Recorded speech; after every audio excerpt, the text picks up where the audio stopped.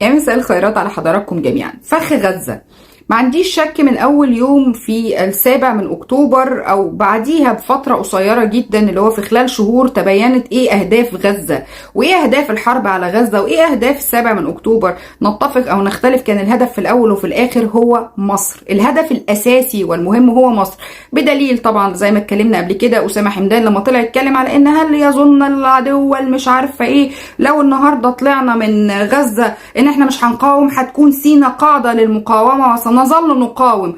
وطبعا موسى ابو مرزوق لما طلع يتكلم على الفلسطينيين اللي موجودين فوق، لما اتكلم عنهم ان هم مجرد ان هم لاجئين مسؤولية الامم المتحدة، وان الانفاق للمجاهدين ولا المقاومة، وقصص كتير جدا طبعا حضراتكم كلكم كنتوا متابعينها وموثقة طبعا بالصوت والصورة والفيديوهات وبكلامهم هم. ولما طلع خالد مشعل قبل كده وطلع ان هو قال ان هم ان ايران بتدعمهم في مقابل ان هم بيعملوا عمليات ايران نفسها مش هتعملها، او هم ذراع لايران في المنطقة وان هم بيعملوا عمليات من نظير ان ايران بتدعمهم.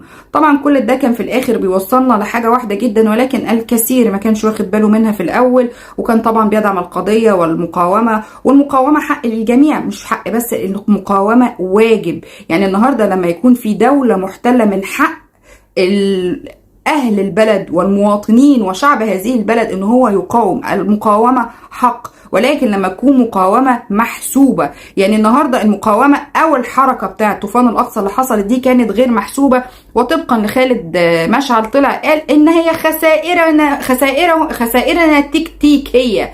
كان بالنسبة له مجرد خسائر تكتيكية، و65,000 شهيد، ده غير المصابين، ده غير المفقودين، ده غير دمار غزة، ده غير الإبادة، غير التهديد بالتهجير. كل الحاجات دي كانت بالنسبة لهم خسائر تكتيكية وما كانش فيه اهتمام. المهم خلينا نقول ان مؤخرا كان في المقترح بتاع ترامب اللي كتير تناوله، واللي فيه هو 21 بند، واللي لما نتنياهو راح لترامب وقعدوا مع بعض كده كان في تفاوض على بند منهم فبقوا 20 بند. وكان من اهم البنود اللي نتنياهو كان رافضها فكرة ان دولة فلسطينية، مفيش حاجة اسمها دولة فلسطينية، في حين ان كان المقترح بيتكلم على التفاوض على دولة فلسطينية. يعني احنا لسه هنبقى نتفاوض، يعني ان شاء الله كمان كام سنة هنبقى نتفاوض، ويدينا ويديك طول العمر، هيكون ترامب اصلا مش موجود وهيكون نتنياهو الله اعلم فين، فساعتها نبقى يحلها حلال. ولكن حتى ده نتنياهو ورفضوا اليمين المتطرف المتمثل في سموتريتش وبن غفير الموجودين في إسرائيل، وحتى رفض فكرة إنهاء الحرب. إحنا بنتكلم على وقف لإطلاق النار وليس إنهاء للحرب. في خلال كل هذه الفترة وأكتر من سنتين حضراتكم إحنا بنتكلم على إن كان الهدف او دايما كان في محاولة للزج بمصر، في محاولات ويعني حاجة كده نقدر نقولها زي ما بنقولها كمصريين، بيوقعوا بيننا وبين الدولة، بيوقعوا ما بين المواطن المصري وما بين الدولة المصرية. يعني النهاردة كان يعني إشاعات بقى كتير، مرورا بان مصر عدى من قناة السويس السفينة عليها سلاح ودخلت اسرائيل، مرورا بازاي حاملات الطائرات تعدي من قناة السويس، انتوا بتدعموا انتوا بتعملوا. وطلعنا كتير وقلنا ده ممر ملاحي عالمي ما ينفعش مصر تقفله، ومفيش حاجة اسمها ان مصر تمنع ده، لان هو في اتفاقات دولية ومصر ما ينفعش تقفل الممر زي ده الا في حالة ان في مصر في حرب مباشرة مع هذه الدولة او الكيان اللي هي يعني عايزة تمنعه او تمنع مروره من قناة السويس. مرورا طبعا بتخوين وان مصر ما بتعملش، واتجوع مصر اتجوع غزة وجارتها مصر. ده غير اللي قالك الشحنات يخش ايه، يعني هيخش 2000 شحنة ايه وهتتضرب تقصف، فلتقصف، ايه المشكله؟ طب ما دي عليها السواقين المصريين اللي انتوا مش فارق معاكوا، زي ما مش فارق معاكوا اهل غزه، مش فارق معاكوا السواقين المصريين. ده غير هجوم كتير وكتير وكتير. طبعا في محاوله للعب على وعي المواطن المصري علشان يصور، وما زال اللعب موجود. وهقول لحضراتكم ايه اللعبه الجديده عشان المصريين يبتدوا ايه يصوروا، زي ما قال ترامب ان في خلال الاسبوع ده ان شاء الله يكون في التهدئه. Yeah, we're going to do very quickly. We had some very good meetings. The countries of the world, a lot of the countries surrounding Israel, frankly, Muslim, Arab, and many others have had great meetings with Hamas, and it looks like it's working. So we'll wait for a little while, see how it all turns out. Will the administration begin firing? I think it'll work very quickly. I think it's going to go very quickly. The meetings seem to be very good. We'll find out. We'll let you know soon. وفي وصول لاتفاق كامل في الموضوع اللي كان رفضه نتنياهو قبل كده من شهرين تقريبا، عشان قال ان هو عايز صفقة شاملة. ما تقوليش هتاخد 10 أسرى وكام جثة، لا انا عايز صفقة شاملة. وده اللي بيتكلموا عليه دلوقتي، ان التسليم كامل لكل الأسرى. ولكن هناك في تضارب في الانباء او في تضارب في هل حماس قبلت انها تسلم سلاحها او لم تقبل. والنقطه دي برضو تم الهجوم على مصر من كام شهر كده لما اتكلموا على ان مصر تطالب حماس بتسليم سلاحها. وازاي مصر تقول كده؟ ازاي المصريين يقولوا كده؟ مصر السيسي ازاي تعمل كده؟ في حين ان النهارده ده معروض وحماس ما عندهاش رفاهيه اللي هو ايه يعني هات وخد كتير في موضوع المفاوضات. انت ما عندكش كروت كتير وكروتك ابتدت تتحرق، لان النهارده مع القصف المستمر والى يومنا هذا القصف المستمر من اسرائيل على مدينه غزه انت بتفقد اسرى. انت ما عندكش قدره على الوصول لبعض الاسرى. انت الاسرى موجودين في اماكن وموجودين في حتت انت ما عندكش قدره على التواصل، انت مش عارف تتواصل معهم عشان تجيبهم. يعني يوم وليله كده ممكن ما تلاقيش اي كارت تفاوض بيه. المهم خلينا نقول ان بقى حماس بتتفاوض او هدف حماس من هذه المفاوضات ايه. الاستاذ المحترم سمير غطاس كان بيتكلم مع عمرو اديب في البرنامج بتاعه، كان بيتكلم هي حماس عايزه ايه. حماس عايزه ايه؟ الاستاذ سمير غطاس من الناس المحترمه طبعا جدا زي الاستاذ اسامه الدليل كده، والناس اللي الواحد بالحقيقه يحب يسمعهم. فكان الاستاذ سمير غطاس من كام يوم، يعني اعتقد كتير قوي من اسبوع كده، كان بيتكلم ايه بقى حماس بتتفاوض على ايه بعيدا عن اللي فوق الترابيزه، في اللي تحت الترابيزه حماس بتتفاوض عليه. قال لك اول حاجه حماس بتتفاوض عليها الخروج الامن وعدم الملاحقه. يعني النهارده في ضمانه ان انت من ضمن الاتفاق ان النهارده مش هيكون في ملاحقه لقيادات حماس اللي موجوده بره، زي ما حصل ضرب قطر وطلع بعد كده في اجتماع للمفاوضين بتوع حماس اللي كانوا موجودين في اجتماع، وكان في ضرب القطر، وبعد كده طلع نتنياهو قال ان هو بيعتذر. قطر بتقول اعتذر، ولكن نتنياهو لما طلع اعتذر او بين اسفه للرجل الامن القطري اللي توفاه الله يرحمه، لكن هو لم يعتذر. يعني هما قطر قالت اعتذار لكن نتنياهو لم يعتذر. هو ابدأ اسفه على ان في مواطن قطري توفاه الله، وقال احنا ما ضربناش قطر، احنا كنا بنضرب قيادات حماس، يعني ما ضربناكوش. يعني المهم ان هما خدوا وعد ان مش هيتم ملاحقتهم. طبعا فكرة ان هم خدوا وعد والكلام ده كله دي نقطة مهمة جدا عندهم. الحاجة التانية اللي حماس بتتفاوض فيها او مهتمة ان هي تعرف اليوم التاني ماذا بعد. يعني النهاردة بعد وقف اطلاق النار او الوصول لوقف للحرب دي، مين حكومة تكنوقراط؟ هل هيكون فيها عناصر من حماس؟ هل هيكون في ناس مننا موجودة مهتمة جدا بموضوع اليوم التاني ده؟ غير النهاردة ان حتى القيادات اللي طالعة للدولة اللي تقبل استقبالهم، مش اللي يختاروها. النهارده القيادات بتوع حماس والمجموعات بتوع حماس اللي هيطلعوا من غزة، احنا هنوفر لكم خروج امن وهنضمن لكم عدم الملاحقة للدولة اللي هتقبل تستقبلكم. في 17 دولة رفضوا استقبال او يبقى في مكتب لقيادات حماس عندها، 17 دولة رفضوا استقبالهم. المهم الحاجة الثالثة اللي كانت او مهتمة بيها حماس الفلوس. النهاردة حضراتكم في ما يقارب 300 مليون دولار كانوا تبرعات من موريتانيا فقط، لما كان في قيادات من حماس والفلوس والكلام ده كله ما دخلش منهم جنيه لغزة. وده كان كلام برضو الأستاذ المحترم سمير غطاس. النهاردة احنا فلوسنا ايه الوضع؟ يعني وكان في تقرير تاني امبارح على الشرق الأوسط كان بيتكلم على ان حماس حاولت تستمر في دفع رواتب الموظفين على الفترة اللي فاتت، ولكن طبعا لانها مخزنة الفلوس دي في اماكن برضو والانفاق بتاعتها والكلام ده كله، والقصف المستمر ادى الى اتلاف الكثير من الفلوس دي ما بقتش موجودة. وكمان نظرا لخطورة النهاردة ان هم يدوا ويسلموا المرتبات، وطبعا بيتم بموضوع ايه اللي هو بعت لك رسالة نتقابل في الحقيقة. الموضوع خطر جدا، ومع ذلك حماس ما عندهاش القدرة، ما بقاش عندها القدرة انها هي توفي موضوع الرواتب والكلام ده كله. فكان اهم حاجة حماس بتدور عليها الخروج الامن وعدم الملاحقة. اليوم التاني موضوع الفلوس بتاعت حماس، واللي طبعا جاي من تبرعات وحاجات وقصص كده كبيرة يعني.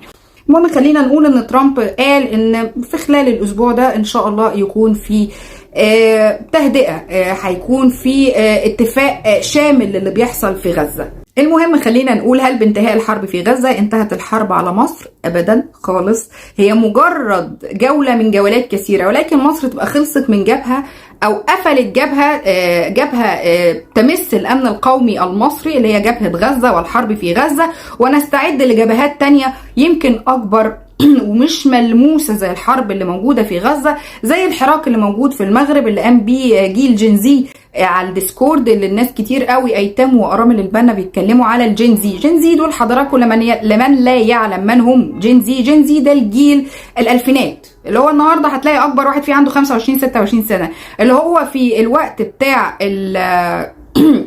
الربيع العربي والثورات اللي حصلت في كل حته. هو كان طفل يعني، فغير مستوعب ايه اللي بيحصل، فبيتم شحن ولادنا على ابلكيشن وعلى مواقع احنا ممكن ما نعرفش عنها حاجه. احنا كان اخرنا الثوره، ايام الثوره والكلام ده كله كان الفيسبوك، شويه اكس ايام ما كان تويتر، ما كانش فيه حاجه كتير الناس تعرفها. ولكن دلوقتي الديسكورد موجود وحضراتكم تقدروا تسالوا ولادكم عليه، وده اللي بيعول عليه ايتام وارامل البنا بعد ما يأسوا من جيل الثمانينات والتسعينات. النهارده عايزين جيل جديد فريش، نعرف نحشي دماغهم بالكلام اللي احنا عايزينه عشان يسقط الدولة، وعشان كل ما يبقى مثلا طاقة في مطالبات. النهاردة المطالبات اللي موجودة في المغرب كانت بتتمثل في التعليم والصحة، اللي كان في وفاة 8 سيدات اثناء الانجاب وهم بيولدوا كده في مستشفى من المستشفيات اللي موجوده في المغرب.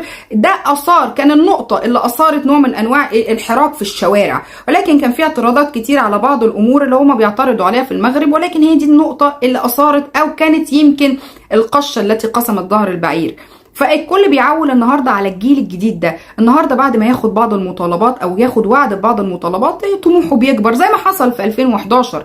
الطموح بيكبر. النهارده احنا عايزين اصلاحات في قطاع الصحه، اصلاحات في التعليم. فالنهارده لما يكون في الاستجابه او في تفاعل مع هذه المطالبات مثلا لتهدئه الاوضاع مثلا في المغرب، النهارده انا سقف طموحي بيعلى. ما انا لسه ما معرفش ايه اخرتها، ما شفتش الدول اللي عملوا الربيع العربي او المسمى بالربيع وهو لا عربيع ولا بتاع، يعني ايه اللي حصل فيها بعد كده. فهذا ما يعول عليها ايتام وارامل البنا حاليا، ان هم النهارده يستعينوا بالجيل الجديد، الجيل الالفينات اللي هو فيه لسه الحماسه، واللي هو ما جربش، واللي هو ما شافش، واللي هو طبعا يعتمد على وعي بقى الاباء من حضر هذه الاحداث وحضر التاريخ بنفسه. فارجو ان حضراتكم توعوا ولادكم وتفهموهم، وتحاولوا تشوفوا ايه الجديد اللي ولادنا بيتابعوه الديسكورد وغيره، وتشوفوا جنزي ده عايز ايه، او جنزي ده ايه الحكايه، عشان بس ايه، هو جيل مستهدف حاليا بعد ما فقدوا الامل فينا. فهل توقفت الحرب على مصر او الشحن على مصر او التحريض على مصر؟ لا، لم ينتهي، وكله دلوقتي شغال في نغمه الاجابه تونس هل تكون المغرب. طب الاجابه تونس، هل تعلم حضراتكم ان في واحد اعترض كده على الرئيس التونسي او انتقد الرئيس التونسي فاتحكم عليه بالاعدام؟ قال محامون تونسيون إن محكمة في محافظة نابل شمالية البلاد أصدرت حكما بالإعدام ضد مواطن بسبب منشورات على منصة فيسبوك انتقد فيها الرئيس قيس سعيد.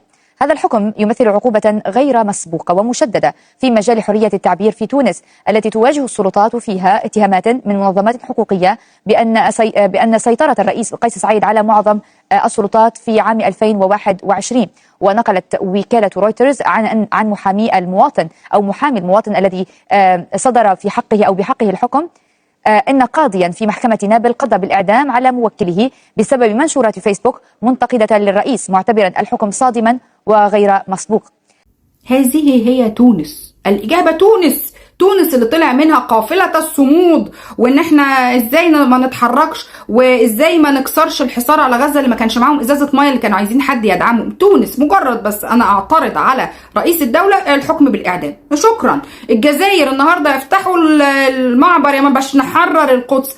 النهارده برضو قافلة الصمود، واحد جزائري خرج من اسرائيل بعد ما اتقبض عليه، خرج من اسرائيل بعد تنسيق مخابراتي ما بين اسرائيل وتركيا عشان يرجع كده الى الجزائر. وفي الكثير من الجزائريين بيتهموه بتهمة الخيانة العظمى، نظرا لان هو خرج من اسرائيل بتنسيق مخابراتي ما بين تركيا وما بين الجزائر. وصل إلى الجزائر عبد الرزاق مقري الرئيس السابق لحركة مجتمع السلم الإخوانية خادما من تركيا برفقة عدد من النشطاء الذين شاركوا في أسطول المساعدات الدولية إلى غزة الذي أطلق عليه اسم قافلة الصمود. وجرى ترحيل مقري برفقة 5 جزائريين آخرين من إسرائيل إلى تركيا. في المقابل لا يزال 11 جزائريا محتجزين لدى السلطات الإسرائيلية. هذا وذكرت وسائل إعلام جزائرية محلية مقربة من السلطة أن الأوساط المهتمة بقافلة الصمود لكسر الحصار عن غزة تفاجأت بإطلاق المساعد الإسرائيلي لعبد الرزاق مقري بتنسيق مخابراتي تركي إسرائيلي، واتهمته شخصيا بالخيانة العظمى. دي الدول أو دي اللي يدعوا النضال مش هتكلم على دول، انا بتكلم عن نشطاء اللي بيحاولوا يصدروا للناس ان احنا هنخرج وان احنا اللي هنحرر وان احنا اللي هنعمل. اهو واحد طالع بتنسيق مخابراتي ما بين اسرائيل واخواني من ايتام وارامل البنا، والاجابه تونس. طلعت النهارده لا الاجابه تونس ولا حاجه، واحد انتقد اعدموه ما فيش مشكله، ويطلع واحد تاني يقول لك ازاي الرئيس المصري يقول ان احنا غزه الامور تتطور في غزه وان احنا مش هنخش واحنا الغزازوه واحنا مش هنحمي وانت كان ايه. نعم يا فندم، هل مطلوب من الرئيس المصري ان هو كان يخش في حرب مع اسرائيل؟ ويا ريتها اسرائيل، يا ريتها اسرائيل، ده انت هتحارب اسرائيل وما ورائها. امريكا طبعا الدعم الامريكي اللا متناهي. وبمناسبه ان احنا في اكتوبر، هو الرئيس السادات الله يرحمه ويحسن اليه وقف ليه؟ قبل بوقف اطلاق النار ليه؟ قال لك انا ما بحاربش اسرائيل، انا بحارب امريكا. جسر جوي عمال ينقل لك في سلاح. اختار النهارده انه يحفظ ويحقن دم المصريين، ولكن طبعا عند الناس اللي قالوا دخلوا الشحنات بالمسوقين المصريين وتضرب ايه المشكله والخسائر التكتيكيه، ويقول لك مصر ده احنا دمنا رخيص، احنا دمنا رخيص. ولكن كل الدعم والتأييد طبعا ان مصر ما تخشش حرب مش بتاعتها. فهل تتوقف الحرب؟ لا، احنا بنبتدي جولة جديدة، جولة جينزي جديدة. خدوا بالكم من ولادكم اللي بيتشحن في دماغ ولادكم، خدوا بالكم من اللي بيتفرجوا عليه، خدوا بالكم من اللي بيتابعوه. اتكلموا مع ولادكم لان احنا في حرب وعي. انا كتير جدا بتكلم على ان احنا مش في حرب سلاح ولا حروب إبادة ولا الكلام ده كله، احنا في حرب وعي. النهاردة احنا كجيل الثمانينات والتسعينات احنا عارفين وشوفنا وحضرنا التاريخ، احنا شوفنا التاريخ كده وهو بيتكتب، ولكن ولادنا مواليد الألفينات قد لا يعوا الكثير من اللي بيحصل حوالينا. فأرجو زي ما حضراتكم وصل لكم الوعي وقدرتوا يعني شفنا الخراب العربي اللي حصل وراء حوالينا اللي سموه الربيع العربي، ولا كان ربيع ولا نيلة يعني. أرجو ان انتوا توعوا ولادكم ايه اللي بيحصل حوالينا. وفي طلب تاني لو ممكن وما يزعلش حد، الإعلام المصري تاني، الإعلام المصري، القضية هي قضية مصرية. مصر تدعم القضية الفلسطينية من يوم ما قالت يا قضية، من 48 مصر بتدعم، دعمت بكل الطرق، دعمت بالحرب، دعمت بالسلاح، دعمت بالتبرعات، دعمت بكل حاجة. لجنة الإغاثة اللي موجودة في غزة بتشهد ان مصر هي اللي حمت او ساعدت بفضل الله طبعا الاول ان يحصل مجاعة في غزة، وان كان طبعا في الا في المساعدات، وان كان في برضو بيع للمساعدات، وده مش بايدينا. المساعدات بتخش كون ان في عصابات وكثير من مستغلي الازمات ان هم بيبيعوا المساعدات دي مش بتاعتنا. انتم ناقص نخش ناكل الناس في بقها عشان نضمن ان انتم ما تسرقوهمش منكم فيكم مش احنا. فالنهارده حضراتكم مصر عملت الكثير. فالنهارده برضو اللي بيطالبوا مصر واسطول الخيبه، اسطول الصمود وقافله الصمود والعك اللي بيحصل ده، انا ليه كمواطن مصري عايز اعمل قافله؟ انا ليه كمواطن مصري عايز اعمل اسطول الصمود لما بلدي بتعمل كل حاجه؟ في مفاوضات موجودين، ادخال مساعدات موجودين. النهارده لما يشهد لك عدوك كبير مراسلي قناة i24 الإسرائيلي لما يطلع يقول إن سبب تحول كلام أو موقف ترامب من الحرب في غزة 180 درجة هي مصر، تمسك مصر برفضها للتهجير وإن أهل غزة يطلعوا منها. مصر رفضت إن القضية يتم القضاء على القضية الفلسطينية. النهاردة מصر هي سبب تحول، ده كلامه، إن مصر سبب تحول الرأي وموقف ترامب 180 درجة. זו אפחה של טראמפ וסיבוב של 180, אני לא יודע איך לפרש את זה מבחינת טראמפ, אבל בוא נראה מה יש פה ומי יכול באמת ליהנות מההישגים הללו. קודם כל, מצרים, זו אותה מדינה, זה עבד אל-פתח סיסי נשיא מצרים שלא הגיע לפגישה עם טראמפ, שלא רצה את תוכנית ההגירה, כופה בעצם הוא נותן לטראמפ להריץ את התוכנית שלו, של כוח ערבי, אימון שוטרים פלסטינים, רשות פלסטינית חוזרת לרצועת עזה, ניצחון הערבי. فتخيل يا مصري لما يشهد او يبقى في صفك او بيشهد لك عدوك ان اعتبرناه عدو او اعتبرناه موجود اصلا او اعتبرنا اي حاجه فيه، سموه زي ما تسموه، بيشهد لك وانت كمصري شايف ان دولتك مقصره وشايف ان بلدك مقصره، في حين ان احنا اتكلمنا في الموضوع ده كتير جدا جدا. مصر ما قصرتش، مصر ما خلتش حاجه ممكن تتعمل ما عملتهاش، ولكن ما زالت الحرب موجوده على مصر. ونلاقي الكثير ما زال بيقول احنا لازم نجبر اهل مصر، وده قالوه برضو ان مصر لازم اهلها يجبروا على الحرب. هذه الحرب إذا توقفت معناه القضاء على غزة وإذلال أهلها. هذه الحرب يجب أن تتوسع، وهذه الحرب يجب أن تستمر، وهذه الحرب يجب أن يخوضها أهل مصر وأن نجبر أهل مصر على خوضها. الكلام مش جديد ومش هيكون جديد ومش هيسكت ومش هيبطل ومش هينتهي. أنا بقول لحضراتكم إن مصر بتطلع من جولة إلى التانية، وفي كل هذه الجولات مصر تنتصر بفضل الله وجيشها وشعبها. جيشها لأنه هو جيشها وشعبها واحد، إحنا واحد، إحنا ما ننفصلش، جيش وشعب واحد. ووعي حضراتكم حمى وبيحمي البلد دي من حاجات كتير بتحاج ضدها. تضامننا وان احنا دايما مع بعض في ظهر البلد دي هو ده اللي بيحمي البلد. الوعي ثم الوعي ثم الوعي. ارجو ان حضراتكم تنتبهوا لاولادكم وتنتبهوا ايه اللي بيخش في دماغ ولادكم وايه اللي بيحاج ضد بلدنا عن طريق ولادنا. اتكلموا معاهم، ادوهم من وقتكم نص ساعة ان شاء الله في اليوم، ان شاء الله يومين، كل يومين كده نص ساعة. كلموا اخبارك ايه رأيك، اعرفوا رأي ولادكم لان ده مهم جدا. لان الجيل ده هو الجيل المستهدف حاليا. احنا قدمنا قوي خلاص وبقى مفقود مننا الامل، فخلاص مش عايزين مننا حاجة. هم عايزين ولادنا لان ولادنا لسه فريش بالنسبة لهم والحماسة واخداهم. المهم هنفضل نقولها وبنقولها وهنقولها دايما. ربنا يحفظ مصر وجيشها ويحفظكم ويسعدكم جميعا يا رب.